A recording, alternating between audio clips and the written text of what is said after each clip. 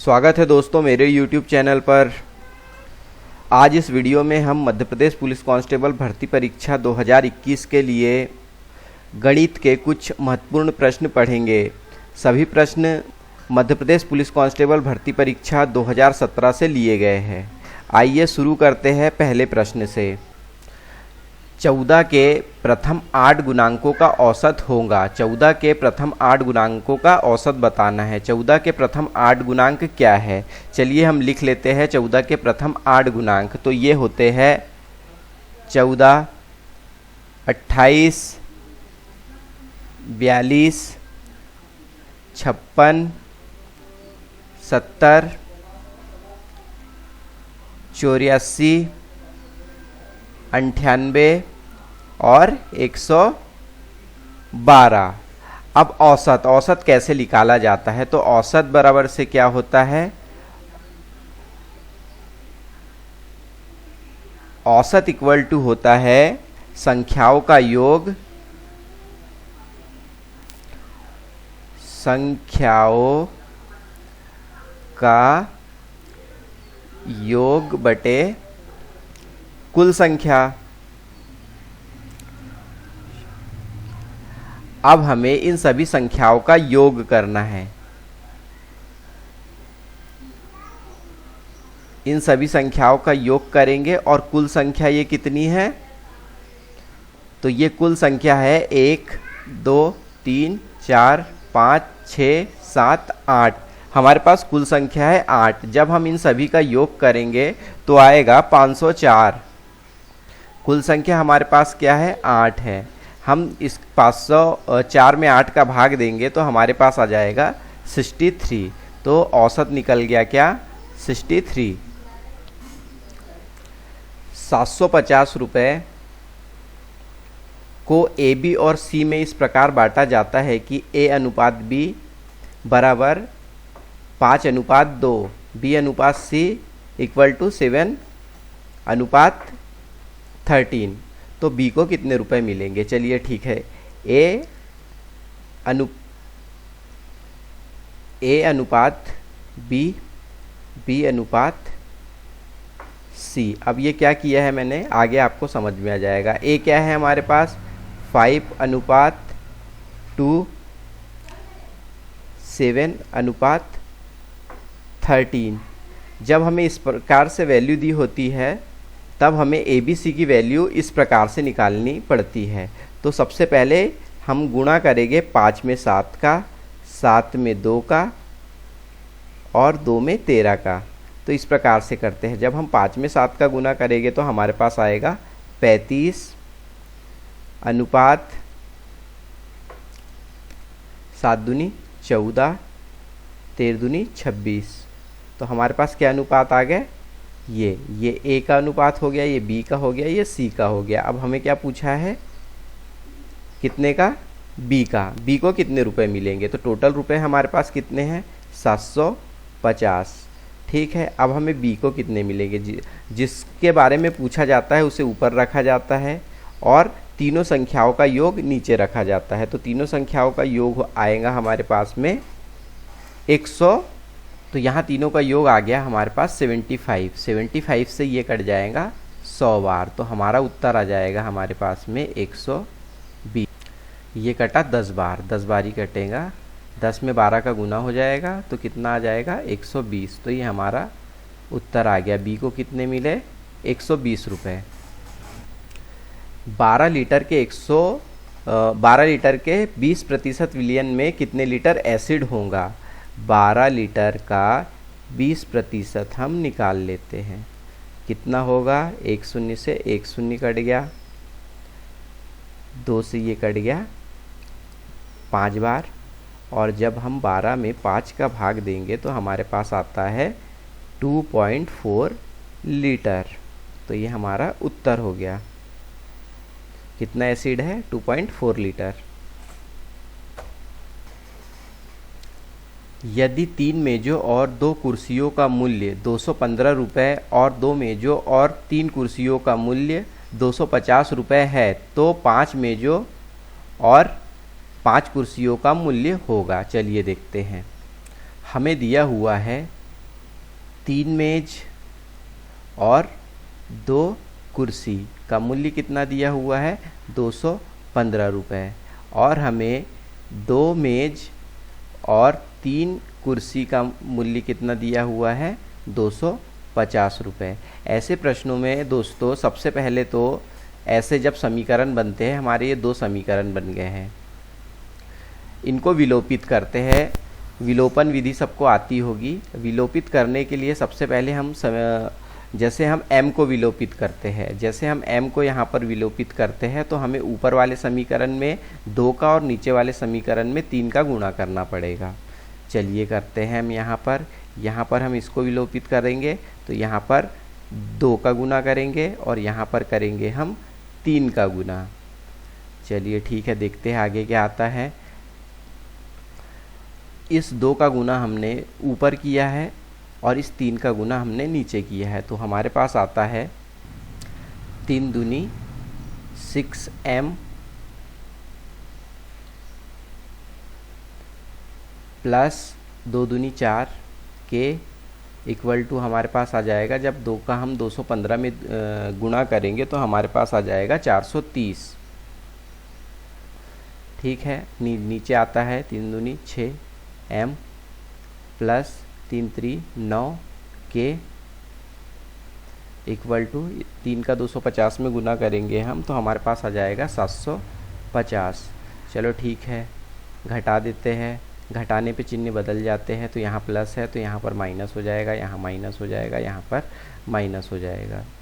चलिए ठीक है, देखते हैं। प्लस माइनस ये कट गए, ठीक है, दोनों घट जाएंगे तो -5k हमारे पास आ जाएगा। यहाँ पर क्या आ जाएगा हमारे पास 320।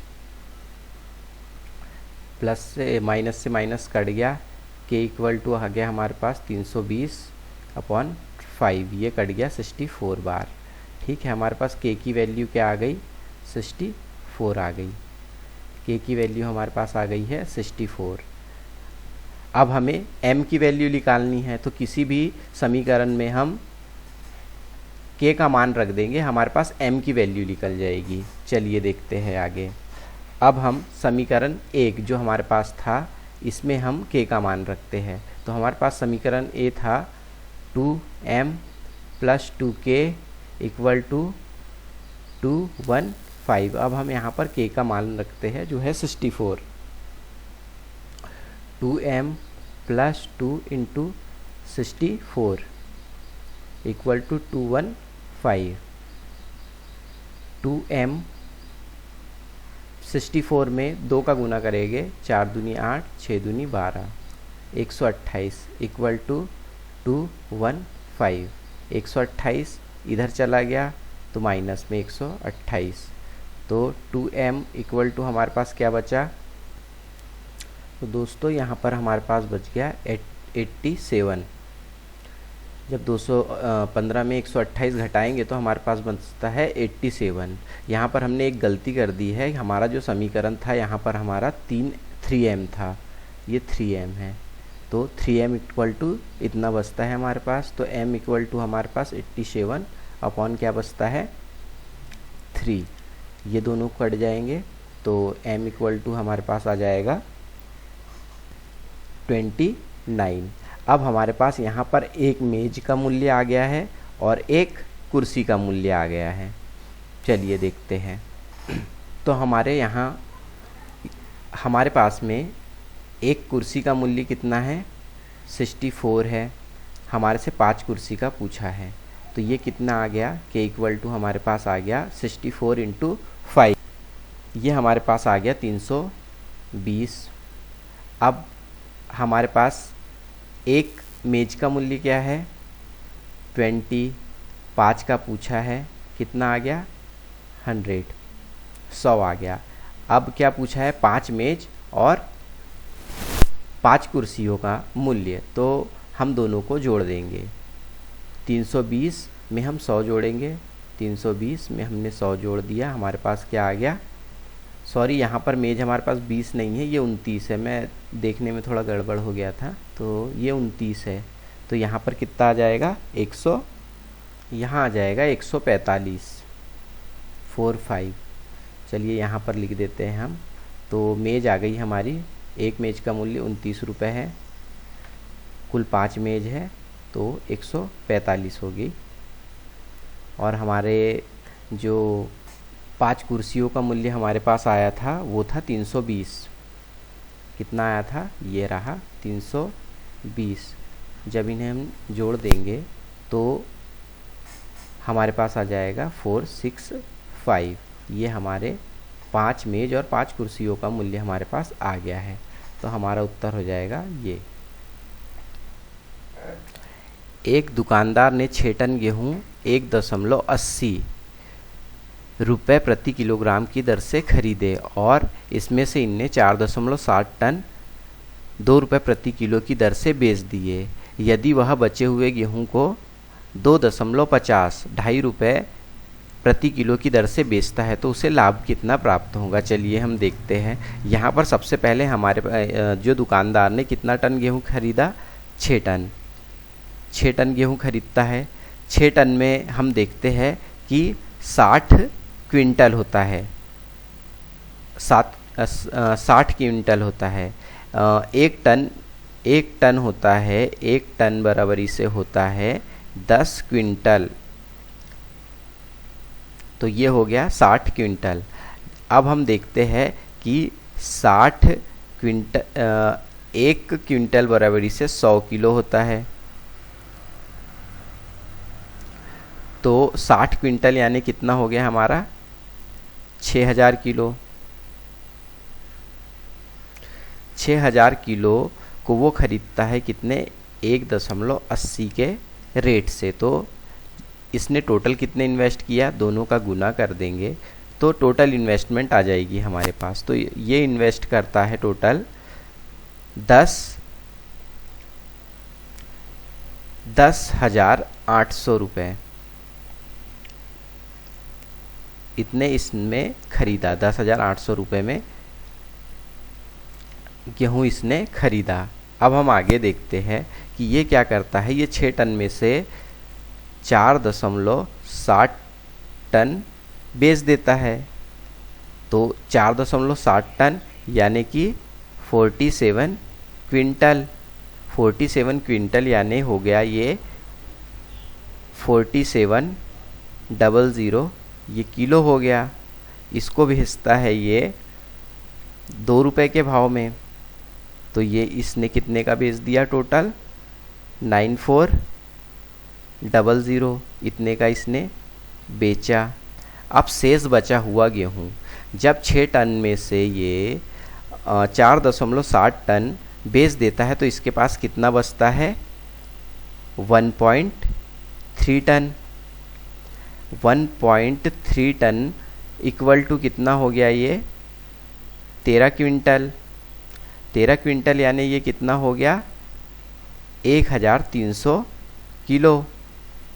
ये इसे बेचता है कितने रुपए में? 2.5 रुपये, 2.50 रुपये प्रति किलो में। तो ये टोटल कितने का बेचता है? 3250 का बेचा। अब इसने कुल कितने का बेचा? दोनों को हम जोड़ देंगे तो इसने कुल बेचा 12,650 रुपये का। दोनों को जोड़ देंगे तो हमारे पास आ गया क्या? 12,650। तो इसने खरीदा कितने का था? 10,800 रुपये का। बेचा कितना? 12,650 का। दोनों को घटा देंगे तो इसका प्रॉफिट निकल जाएगा। तो इसको दोनों को घटा दिया तो इसका प्रॉफिट निकल गया 0581। ठीक है, 1850 रुपये का इसका प्रॉफिट निकल गया। तो ये इसका उत्तर हो गया। अब यहाँ पर हमको 3A 4B 5C में ABC का अनुपात बताना है। तो हम देखते हैं यहाँ पर कि इन तीनों का आपस में गुणा करके देखते हैं। तो इन तीनों का आपस में गुणा करते हैं तो 5 में 3 का गुणा करते हैं तो 15 आ जाता है। 4 में 3 का करते हैं हम तो 12 आ जाता है। लेकिन इन संख्याओं में किसी का भी गुना करो तो हमारे पास 10 प्राप्त नहीं होता है हमें, यानी कि ये हमारा उत्तर गलत है। दूसरा देखते हैं हम, 5 में 4 का गुना करते हैं तो हमें 20 प्राप्त हो जाता है। 5 में 3 का गुना करते हैं हमें 15 प्राप्त हो जाता है, लेकिन इन संख्या में किसी का भी गुना करो 4 हमें प्राप्त नहीं होता, उत्तर हमारा ये भी नहीं है। अब हम तीसरे को देख लेते हैं, हमें 20 भी प्राप्त हो रहा था, लेकिन यहाँ पर देखिए इन तीनों में से आपस में किसी भी संख्या का गुना करने पर हमें 5 प्राप्त नहीं होता, तो हमारा उत्तर ये भी गलत है। अब हम यहाँ पर देखते हैं कि हमें 20 प्राप्त हो जा रहा था जब हम 5 और 4 का गुना कर रहे थे, हमें 15 भी प्राप्त हो जा रहा था। ठीक है, यहाँ पर हमें 12 भी प्राप्त हो जा रहा है 3 और 4 का गुना करने पर, इसका मतलब हमारा यह उत्तर सही है, इसे हल करने की ज़रूरत नहीं है। वर्तमान में एक माँ और बेटी की आयु का अनुपात ये है, 6 साल बाद उनका अनुपात ये हो जाता है। बेटी की वर्तमान आयु हमें बतानी है। चलिए ठीक है, जो हमारे पास माँ और बेटी की आयु दी है, माँ हमारे पास है, इसे हमने 5x मान ली, और ये 1 है इसलिए हम बेटी को क्या लिखेंगे, ओनली x। 1x की कोई वैल्यू नहीं होती इसलिए हम इसे x भर मानेंगे। ठीक है, अब ये क्या बोल रहा है 6 साल बाद, तो 6 साल बाद यहाँ माँ की आयु क्या हो जाएगी 5x + 6, और बेटी की क्या हो जाएगी x + 6 हो जाएगी। चलिए ठीक है, अब सवाल में क्या बोल रहा है ये देख लेते हैं। 6 साल बाद यह अनुपात 3:1 हो जाता है, बेटी की वर्तमान आयु बताइए। चलिए ठीक है, इनका अनुपात, दोनों की आयु का अनुपात यानी कि 5x + 6 upon x + 6 equal to क्या हो जाता है, इनकी आयु का अनुपात 3:1, 3:1 हो जाता है। ठीक है, इसको सॉल्व कर लेंगे हम, तो हमारे पास आ जाएगा 5x + 6 इक्वल टू 3x + 6 में 3 का गुना करेंगे 18। ठीक है, तो हमारे पास 3x x वाले को एक तरफ कर लेते हैं, जब इधर जाएगा ये तो 5x - 3x equal to 18, minus में इधर आ जाएगा 6। ठीक है, तो आगे हम देखते हैं, यहाँ पर हमारे पास आ गया, जब हम इसे जोड़ना घटाना कर लेंगे तो 2x इक्वल टू हमारे पास 12 बच गया, x की वैल्यू 12/6 12/2, तो ये 6 बार कट गया, x की वैल्यू हमारे पास आ गई 6।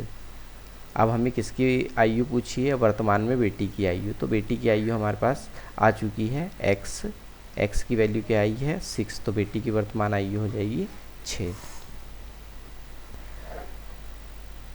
x और y आयु का अनुपात 6:5 है। यदि x और y की आयु का गुणनफल इतना है तो y की आयु कितनी होगी। चलो ठीक है, देखते हैं। यहाँ पर हमें x और y की आयु का अनुपात दिया है, तो हमारे पास है x और y है। x दिया है हमारे पास 6x, मान लिया हमने ये x, और y दिया है हमारे पास 5x। दोनों की आयु का गुणनफल क्या बता रहा है 30 है, तो दोनों की आयु क्या है 6x × 5x इक्वल टू हमारे पास क्या है 30 है, तो 30 6 पंचे 30x इक्वल टू हमारे पास आ गया 30, तो x इक्वल टू हमारे पास क्या आ गई 30/30, यानी क्या आ गई हमारे पास x की वैल्यू 1 आ गई। अब हमारे से क्या पूछ रहा है y की वैल्यू कितनी है, तो y कितना है हमारे पास में, y इक्वल टू हमारे पास में 5x, तो y इक्वल टू 5x की वैल्यू 1, यानी कि y इक्वल टू हमारे पास क्या आ गया 5, तो हमारा ये उत्तर हो गया। यदि 4/x/4 इक्वल टू 3, तो x का मान निकालिए। x/4 इक्वल टू हमारे पास 3 दिया हुआ है, तो हम x की वैल्यू यहाँ पर हमें निकालना है। x/4 हमें दिया है इक्वल टू 3, तो बस 3 गुना कर दो, यहाँ 1 लिख दो, 1 का x से हो जाएगा, x इक्वल टू 12, तो ये हमारा उत्तर आ गया। आगे चलते हैं। एक संख्या के अंकों का गुणनफल 12 है। यदि इस संख्या में 36 जोड़ दिया जाए तो इनके अंकों के स्थान परस्पर बदल जाते हैं, संख्या होगी। ऐसे कुछ प्रश्न होते हैं जिन्हें हल करने की ज़रूरत नहीं होती, इसे प्रश्न से ही इसका उत्तर बनाना चाहिए हमें। तो हम यहाँ पर देखते हैं एक संख्या के अंकों का गुणनफल 12 है। तो हम देखते हैं यहाँ पे सभी ऐसे अंक हैं जिनका अंक का गुणनफल कितना है, 12 है। लेकिन हम देखते हैं यहाँ 36 जोड़ के कि ऐसी कौन सी संख्या है जिसमें 36 जोड़ने पर इनके अंक बदल जाते हैं, यानी कि ये 43 है तो 34 हो जाएगा। चलिए देखते हैं हम। तो यहाँ पर हम 43 में जब हम 36 जोड़ते हैं तो 9 7, परस्पर अंक बदले क्या इनके, नहीं बदले। लेकिन हमारे पास यहाँ पे देखिए एक 62 एक ऐसी संख्या है 62 जिसमें हम यदि 36 जोड़ते हैं तो हमें क्या मिल जाता है,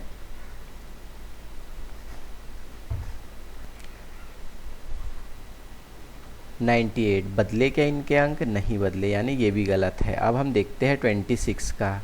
26 में हम 36 जोड़ते हैं तो 6 6 12, 1 3 2 5 और 1 6, 62। ये देखिए इनके परस्पर अंक बदल गए। यहाँ पर 26 था तो जब जोड़ा हमने 36 तब हमें क्या प्राप्त हो गया, 62। इनके अंक बदल गए, यानी कि हमारा उत्तर हो जाएगा 26।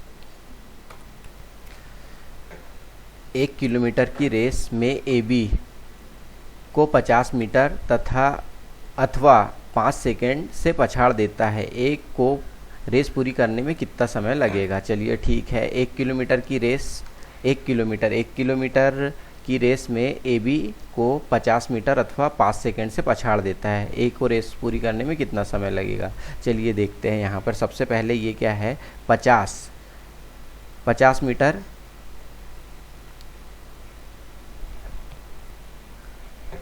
की दूरी कितने में तय कर रहा है, 5 सेकेंड में। देखिए 5 सेकेंड में क्यों तय कर रहा है, क्योंकि 50 मीटर की दूरी से पछाड़ता है और 5 सेकेंड से पछाड़ता है, तो यानी ये दोनों का रिलेशन आपस में हो गया।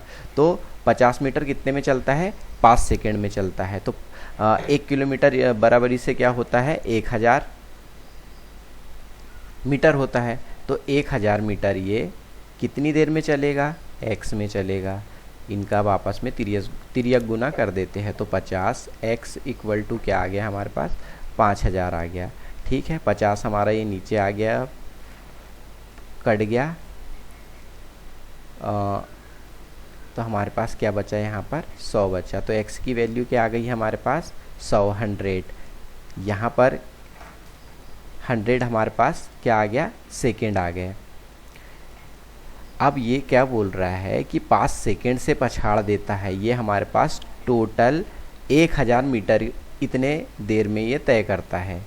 तो हम इसमें से 5 सेकेंड से पछाड़ रहा है, तो 100 सेकेंड में से हम 5 सेकेंड को घटा देंगे तो हमारे पास क्या आ गया, ये एक की रेस पूरी करने में समय जो लगता है ये आ गया।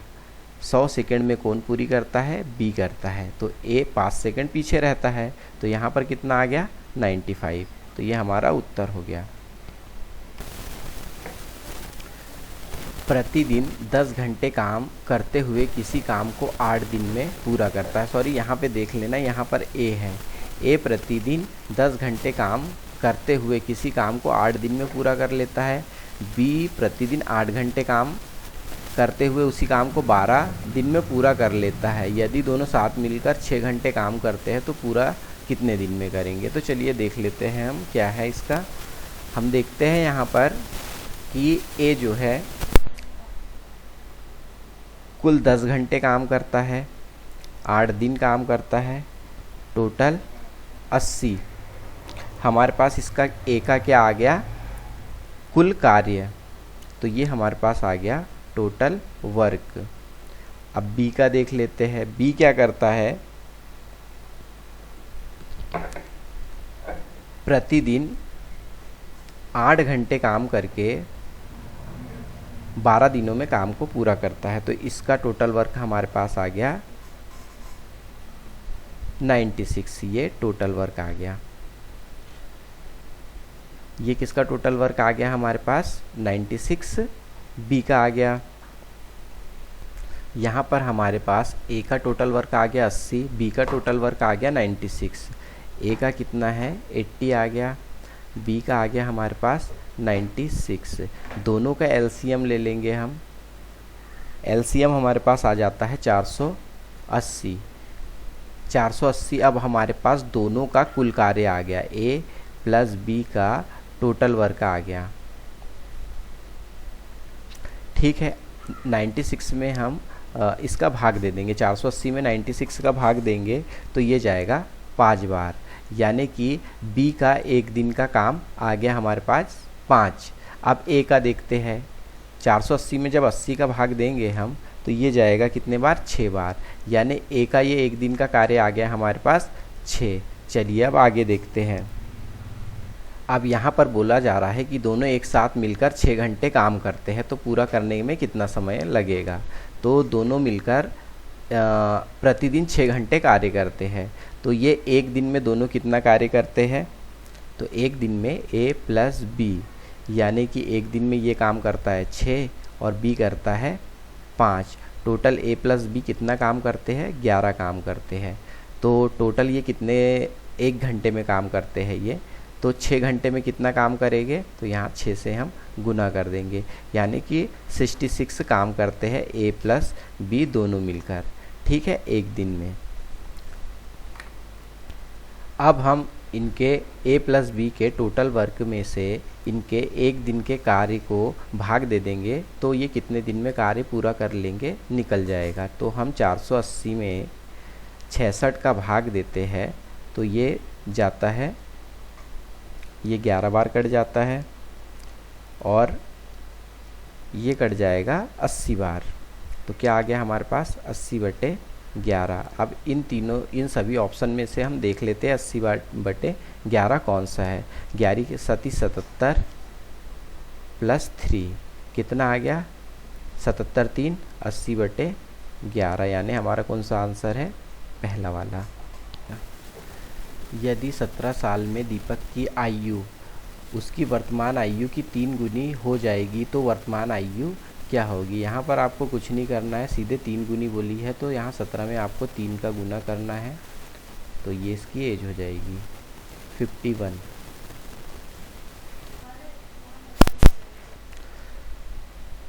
पाँच सदस्यों की औसत आयु 21 वर्ष है। यदि सबसे छोटे सदस्य की आयु 5 वर्ष है तो उसके छोटे सदस्य के जन्म के समय परिवार की औसत आयु क्या थी।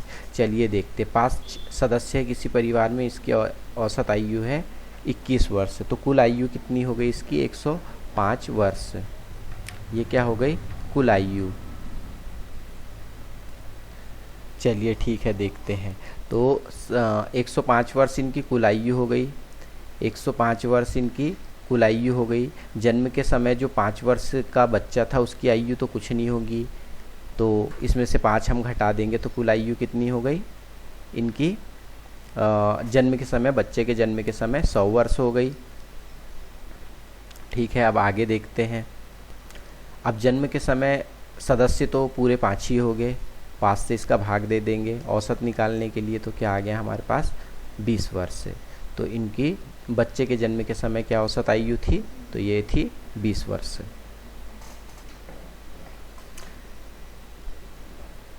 नौ 99 और 999 का औसत निम्न होगा। चलिए ठीक है देखते हैं। तो औसत क्या होता है, संख्याओं का योग बटे कुल संख्या। संख्या हमारे पास क्या है 9 + 99 + 999। ठीक है, संख्या टोटल है हमारे पास 3, सभी को हम जोड़ेंगे तो हमारे पास आ जाएगा 110। इसको हम 110 ये, और इसको हम 3 से डिवाइड कर देंगे क्योंकि हमारे पास 1 2 3 संख्याएं हैं। इसको 3 से डिवाइड करने पर हमारे पास आ जाएगा 369। अब डिवाइड करके आप देख लीजिए, तो हमारा उत्तर हो गया 369। एक स्टेनोग्राफर ने किसी एक दिन में इतने शब्द टाइप किए यदि वह प्रतिदिन 6 घंटे टाइपिंग करती है तो इसकी टाइपिंग की औसत गति बताइए। यहाँ पर हमें औसत गति बतानी है, इसकी क्या है चलिए देखते हैं। तो यहाँ पर वह एक दिन में कितने वर्ड टाइप करता है, तो वो करता है 16,200 वर्ड टाइप करता है एक दिन में। लेकिन यह कितने काम करता है, सिर्फ 6 घंटे। यानी 1 घंटे जब हम इसमें अगर 6 का भाग देंगे तो 1 घंटे की स्पीड निकल जाएगी।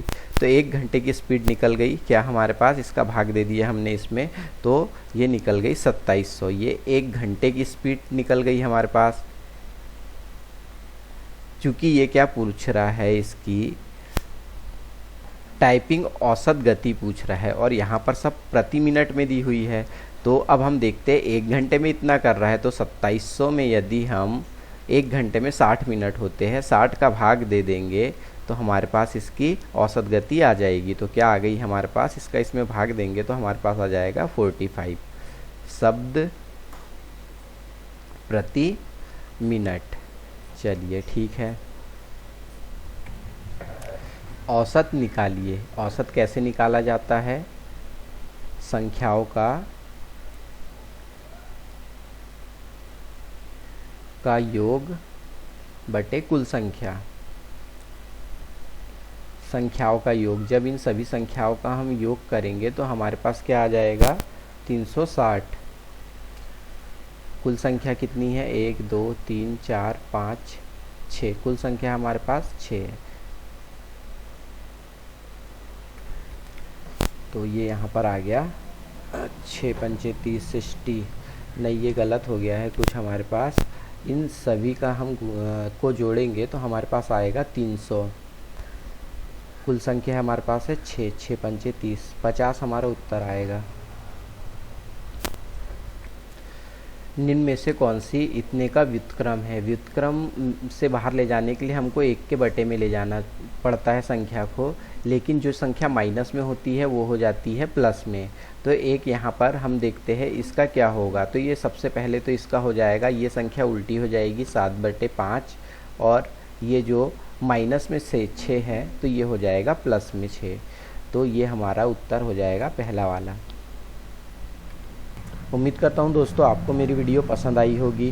वीडियो पसंद आई हो तो वीडियो को लाइक करें, चैनल को सब्सक्राइब करें। धन्यवाद।